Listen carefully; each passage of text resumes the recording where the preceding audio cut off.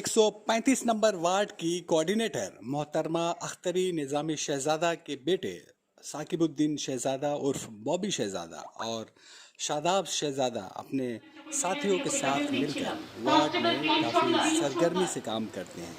एक तरह से कहा जा सकता है कि ये लोग सोते उठते सिर्फ वार्ड के लोगों की फलाही कामों के बारे में ही सोचते हैं और यही वजह है कि गार्डन रीच पूरे गार्डन रीच के में 135 नंबर वार्ड चर्चा का मौजू बना रहता है। और भी वार्ड हैं यहाँ, लेकिन 135 नंबर वार्ड की तरह मशहूर नहीं हैं।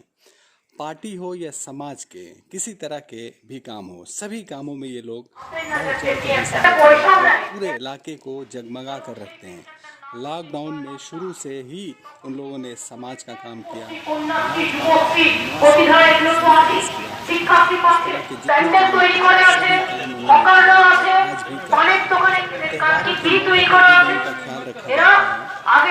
हाल में 21 जुलाई को शहीद वज़ीर आला ममता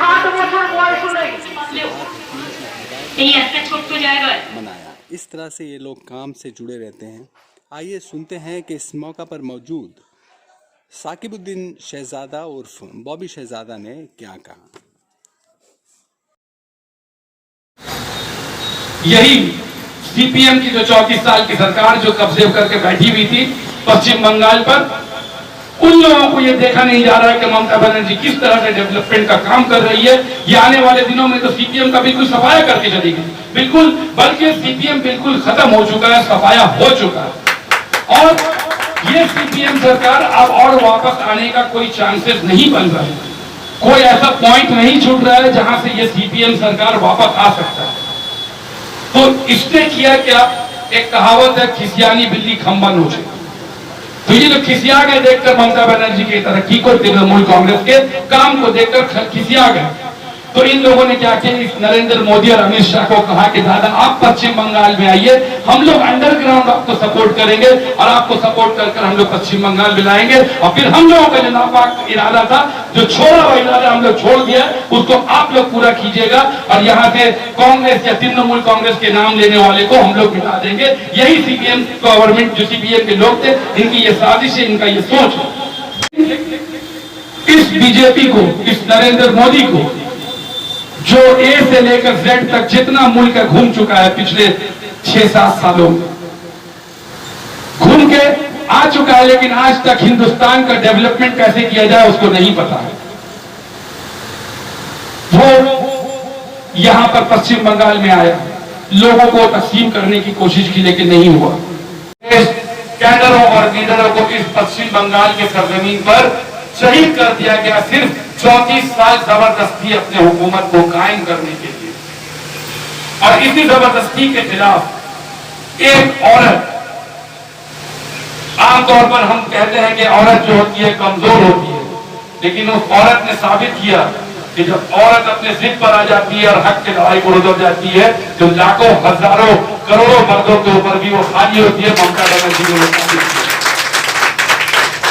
ये है वो ममता बनर्जी जो हम लोगों के सामने मिसाल के तौर पर खड़ी हुई है।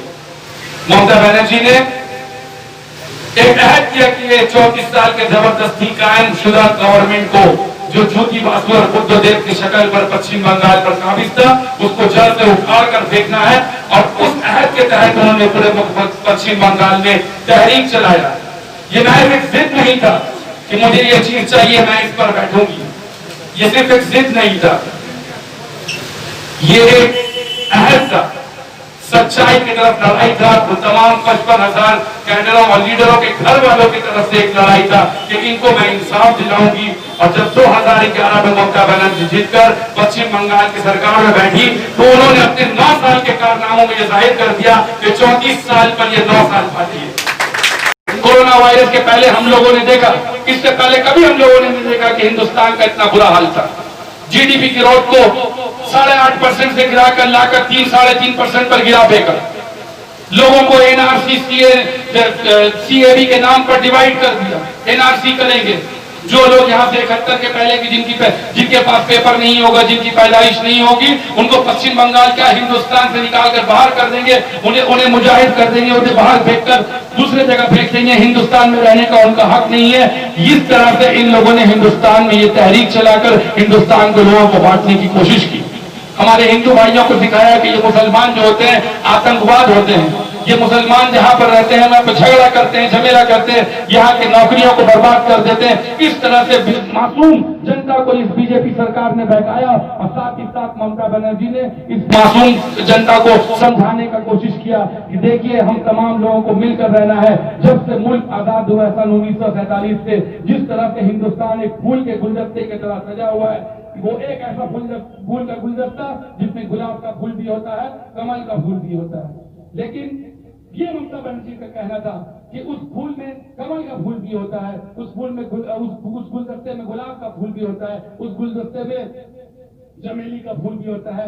हर तरह के फूलों को मिलाकर एक गुलदस्ता बनता है, तभी इस गुलदस्ते की शक्ल खूबसूरती से दिखाई देती है। लेकिन इस बीजेपी ने क्या किया, उस गुलदस्ते को अलग कर दिया।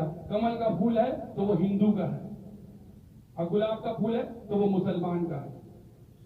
फलों को डिवाइड कर दिया, खजूर है तो वो मुसलमान का है, संतरा है तो वो हिंदू का। मिठाई को डिवाइड कर दिया, अगर बर्फी है तो मुसलमानों का है, अगर लड्डू है तो क्योंकि उसका शक्ल ऑरेंज कलर का होता है तो वो हिंदू का। यह है बीजेपी का रोल।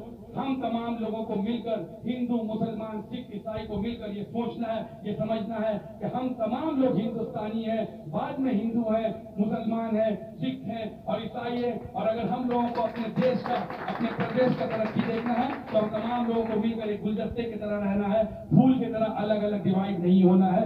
यही फर्क है ममता बनर्जी और नरेंद्र मोदी में।